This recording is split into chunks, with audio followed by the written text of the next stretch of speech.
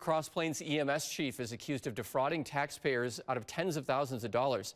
NBC 15 investigates. Elizabeth Wattis explains the accusations and tries to find what the department is doing to protect your tax dollars now.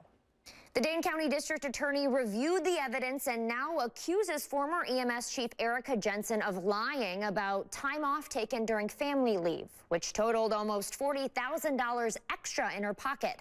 Let's break down the accusations in the criminal complaint. Charges stem from Jensen getting paid for overtime she never worked or was even eligible for, giving herself extra vacation days and cashing in on sick leave. In addition, flubbing the system so she would get paid her regular salary while she was on that family leave and being paid after she resigned last December. Jensen faces 4 felony charges. She will be in court for her initial appearance at the end of January. In the meantime, I called the Cross Plains EMS department to see if they've changed any policies since the investigation to try to make sure this doesn't happen again. I'm still waiting to hear back. In the studio, Elizabeth Wattis, NBC 15 investigates. Now, according to court documents, Jensen worked as a part-time chief from April 2019 to January 2020.